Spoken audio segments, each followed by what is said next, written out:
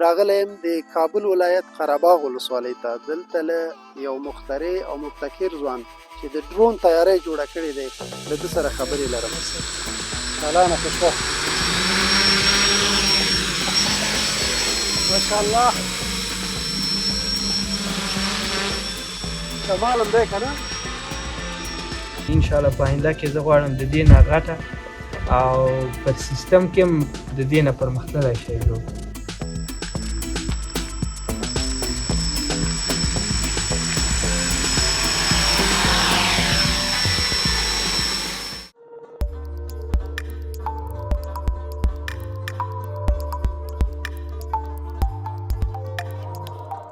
د ماهیپر میډیا خوږو لیدونکو سلامونه. په دې هیله چې روغ او جوړ به یاست. راغلی یم د کابل ولایت قره باغ ولسوالۍ ته. دلته له یو مخترع او مبتکر ځوان چې د ډرون تیارۍ جوړه کړې دی له ده سره خبرې لرم. انجینر صاحب ستړی مه شې. سلام علیکم. صحتونه دې ښه دي؟ جوړې ښه یې؟ په خیر مو لیدې؟ ژوندی اوسې انجینر صاحب. نو څه کوو، ورځو ساحې ته؟ لومړی قدم کې تاسو ته ښه راغلاست وایم د قره باغ ولسوالۍ ته، او که ستاسو خوښه وي نورې خبرې به د شمالي په انګورو باندې پیل کړو او په یو سمه فضا کې به کېنو. مننه. لیدونکو شمالي ته چې دې وخت کې راځئ نو هر کور ته چې ځئ نو حتمي در باندې انګور خوري. ورځو له نږدې نه د انجینر صاحب باغ دی، نورې خبرې به هلته ولرو.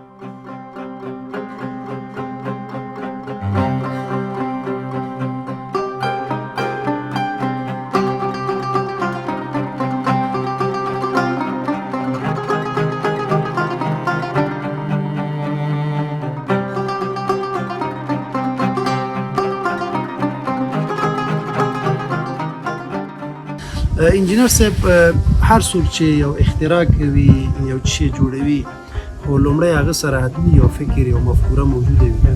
تا سره دا مفکوره څنګه را پیدا شوه؟ د کوم وخت نه دا مفکوره در سره وه چې دغسې یو ډرون ته جوړ کړي؟ د دې ډرون د جوړولو یا د داسې یو څه جوړولو چې پرواز و، د دې فکر خو ما سره ډېر د پخوا نه و. خو کله چې زه کمپیوټر ساینس پوهنځي ته کامیابه شوم او خپلې د خوښې رشته چې ما غوښتل، نو ما په دې ډرون باندې داسې فکر وکړ چې دې کې کوم وسایل پکارېږي او کوم علم ته موږ ضرورت لرو چې دا وکولی شو جوړه. بیا مې وکتل چې اکثریته کار د دې د کمپیوټر ساینس پورې تړاو لري، د دې د پرزو کانفیګریشن، یو بل سره وصلول، مثلا د دې کامره وصلول د انټرنیټ سره او د کمپیوټر یا موبایل سره، او نور پرزاجات چې سیګنال څنګه موږ دریافت کړو او د ریموټ سره یې وصل کړو. بیا مې په همدې اړه فکر کوه. بیا کله چې موږ فراغت ته نږدې شو نو هر محصل مجبور و مکلف دی چې یو مونوګراف ولیکي. نو ما غوښتل چې زه داسې یو څه جوړ کړم چې پرواز وکړي، اگر چې امکانات هم کم، اقتصادي مشکلات هم، او هغه څه چې ما غوښتل هغه خو تقریبا نه دي شوي. انجینر صاحب خبره دې لږ نیسم، دا تا په خپل پروژه کې نیولې؟ دا مې په خپل پروژه کې بالکل د مونوګراف موضوع. نه اول دې ونیوله که اول نه ته په دې قادر وې چې دا شی ته جوړولی شي بیا دې ونیوله؟ اول کې په دې اړه ما د پوهنځي سره مشوره وکړه چې زه دغسې یو کار کوم، خو په یو شرط چې وعده در سره نه کوم چې 100% به دا کامیابېږي. نو زه کار ورباندې کوم که چېرته مې وکړلی شو خو کامیابه به شي او موضوع به شي، او که چېرته ونه شو بیا یا تاسو دا همکاري را سره کوئ چې زه خپله موضوع بدله کړم. بیا اول کې په دې اړه ما ته زموږ د پوهنځي رئیس ویلي چې دا کار لږ ناشونی غوندې دی، تر اوسه چا نه دی کړی. نو نه و درته وایم او نه، خو په دې برخه کې چې زه ستا موضوع بدله کړم، په دې برخه کې در سره همکاري کولی شم. بیا ما په دې باندې کار شروع کړ. نو تقریبا فراغت ته ورنږدې شو، 3-4 ورځې د فراغت نه مخکې مې کار خلاص کړ.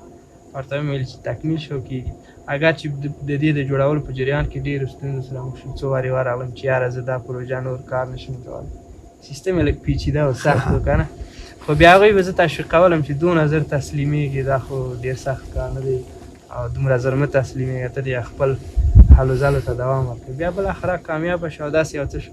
که زه پوهېدلم چې دا خبره میډیا ته ځي، رسنۍ ته ځي او دومره غټېږي، نو ما به په دې باندې ډېر زیات کار کړی و. دې کې مې ډېر مختلف پیچیده سیستمونه کارولي، هغه وختو کې زه نه پوهېدم چې دا به دومره محدودیت. انجینر صاحب دا خو ابتدا دی، نو ابتدا کې دا اوس هم تا ډېر وسایل په دې کې کارولي دي، انشاءالله د وخت په تېرېدو به دا نور هم د پیچلی کوي.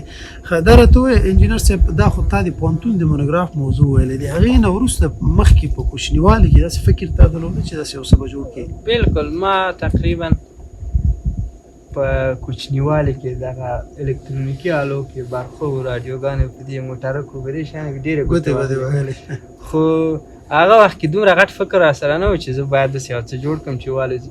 حتی همدغه چې ما جوړه کړه زه په دې باندې مطمئن نه وم. ما ویلې دا 10 متره 15 متره په داسې دومره یو ساحه کې وګرځي که نه. نو چې بیا وروسته مې دا چکړه ومې کتله او ومې لیدل چې هغه زما د خواست نه دا پورته شوی تر ډېره ځایه پورې لاړه، او که چېرته پیسې وي په دې کې به ما ډېر سیستمونه لګول چې بیخي ډېره لرې لاړم او پوهېدلم هم نه چې خبره دونه غټېږي.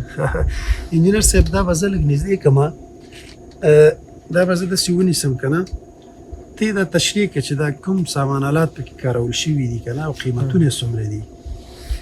په دې کې تقریبا که په مجموعي شکل وایم تقریبا تر 40 پورې 40 پورې مصرف ورباندې راغلی، او په دې کې چې کومې پرزې کارول شوي دي 4 دانې دا براشلس موتورونه دي چې دغه پاکي وګرځي په دې خاطر چې دا پورته شي.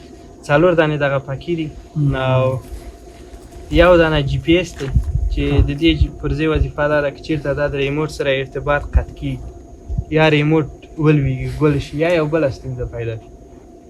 بله پرزه دی کې یو فلایټ کنټرولر استفاده شوی دی، یو پکې سیګنال ریسیور دی، 4 دانې ای ای سی یا الکترونیک سپیډ کنټرولر ورته وایي، 4 پرزې دا استفاده شوي دي چې په دې ځای کې، او یو دانه کامره پکې لګول شوې ده، یو بیټرۍ ده. کامره هم استفاده شوې ده؟ بالکل، دلته یې کامره لګېدلې ده په دې ځای کې، ای اس پی سی کامره ورته یو بیټرۍ ده او فریم یې دی دغه ساده شی، یعنې د چوکاټ ده. بالکل، او دا چې فریم، یعنې مجموعاً 40,000 تاسو ویل چې په دې مصرف راغلی؟ تقریبا 40,000. ها انجینر صاحب، چون تا ته خدای پاک یو مخترع یا مبتکر فکر درکړی دی، واقعا د استعداد د ستایلو دی، او دغسې واقعي مسلمانانو ته د زمونږ هیواد ضرورت هم لري چې په هغه آیات چې خدای پاک وایي چې واعدوا لهم ما استطعتم من قوه، تاسو د نورو لپاره کفارو لپاره ځانونه په هره برخه کې تیار کړئ چې ته یو ښه مقابله کړې په دې برخه کې، خدای دې اجر درکړي. د انجینر صاحب نور داسې څه دې فکر ته راځي چې په راتلونکي کې ته تر څو خو لا عمر دې ډېر کم دی اختراع کړې؟ انشاءالله په آینده کې زه غواړم د دې نه غټه او پر سیستم کې هم د دې نه پرمختللی شی جوړ کړم، خو په دې شرط چې خپل شخصي کار به وي، د چا په کار کې به کار نه لرم. یعنې څه به پکې نور اضافه شي ستا په نظر؟ هغه خو بعدي خبرې دي چې ژوند څه کوي، روزګار څه کوي، خو انشاءالله د دې نه به کارونه هم پرمختللي او د دې نه به پروژې هم پرمختللي، د تګ ساحه به هم ډېره زیاته وي چې ډېر مسافت دی، او که چېرته مې وکولی شو د دفاع په خاطر هغه خو بیا زه نه اخلم، مجبوره یم زه نظام ته وسپارم که نه، نو پکې چېرته کوم نظامي وسله څه وکارول نو د وسلې نصبولو کوشش به مو په هغه صورت کې چې یو امکانات وي او وخت یاري وي. انجینر صاحب ډېره مننه، هغه هیوادوال چې له هیواده بهر دي، حکومت په داخل کې، په ټولو زما غږ دی چې راځئ د نورو په تمه مه کښېنئ، راځئ خپل هیوادوال خپل ځوانان تشویق کړئ. یو چاته چې خدای دا استعداد ورکړی دی چې تا ته په نیستو امکاناتو سره په دغسې یو اطراف سیمه کې ژوند کوي، دی کولی شي چې په خپل تفکر سره تا ته یو ډرون کامره، دا ډېره غټه خبره ده، دا کوچنۍ خبره نه ده. مونږ تاسو د ټول افغانستان تاریخ چې وګورئ دغسې شی تاریخ کې مونږ نه ده جوړ کړی. اوس چې یو ځوان په دې توانېږي دغسې یو شی جوړوي، دا باید مادي او معنوي تشویق شي. دا په ټولو مونږ او تاسو فرض دی چې د ځوان تر شا ودرېږو، د مادي او معنوي تقدیر کو او دته امکانات برابر کو تر څو موږ ته نور څه هم جوړ کړي. انجینر صاحب مننه، کور ودان اوس به لیدونکي په تمه وي چې دا خو تشریح شلله چې دا جګېږي که نه، لیدونکي به د دې ډرون فوټیجونه وګوري او موتا بلا شو داسې ازادې هوا ته چې دا تر څو لږ پورته شي تر څو د لیدونکو تلوسه هم پرې ماته شي. سمه ده؟ انشاءالله کوشش کوو چې ځو ساحې ته چې ډرون والوځو.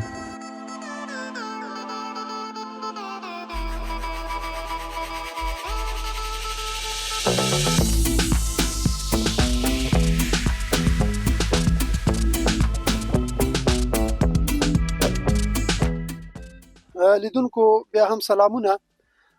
راغلو د عمل میدان ته. انجینر صاحب را سره دی. اوس به وګورو چې دغه ډرون څنګه پورته کیږي. تاسو بیا عمله نه وینئ. انجینر صاحب بس دا د عمل میدان دی، نو اوس به توکل په خدای شروع پې وکړه چې لږ پورته شي، ځکه د آزاده فضا دی. نو انشاءالله کوښښ به وکړو چې چېرته پورته شي. مهرباني.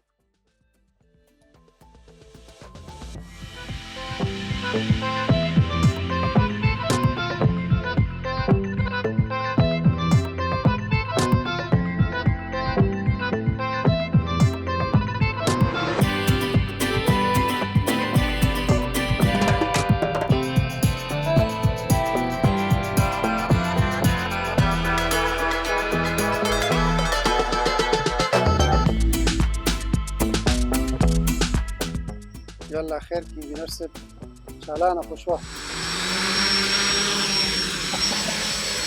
ماشاءالله کمال هم دی که نه؟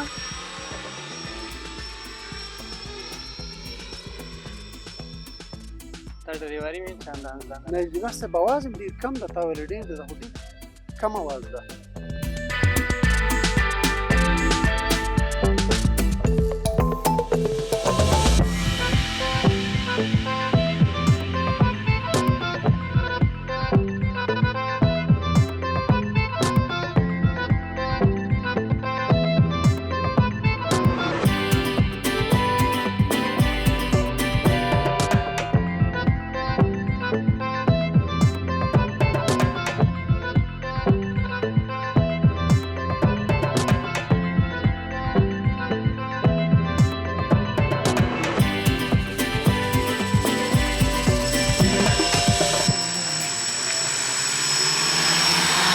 خوږو لیدونکو ډېره مننه چې تر دې دمه ما سره پاتې شولئ. انجینر صاحب زحمتونه دې وبخښه چې تکلیف هم درکړه تا ته د دې ځای پورې. نو که اجازه دي موږ به درنه لاړ شو. مننه، ژوندی اوسې. تکلیفونه تاسو وبښئ چې د ډېر لرې ځای نه راغلی، او زموږ دا کوچنی کار هم د افغانستان خلکو ته لوی وښوده. خدای دې موږ ته او تاسو ته ټولو توفیق راکړي چې تاسو د خپل د سیستم او د خپل مسلک د طریقه خلکو ته خدمت وکړي، او موږ ته دې خدای توفیق راکړي چې په آینده کې نور د دې نه ښه شیان جوړ کړي تر څو د ټول هېواد په درد ولګي. ژوندی اوسه انجینر صاحب، د تاسو ډېر غټ ابتکار، غټ خدمت کړی. خدای دې تاسو ته اجر درکړي. لیدونکو زموږ خپرونه تر همدې ځای وه، تر هغې چې بیا له یوې نوې خپرونې سره ستاسو حضور ته حاضرېږو. تر هغې مو په لوی رب سپارم، هر ځای کې چې یاست خوښ او خوشحاله اوسئ. د خدای په امان.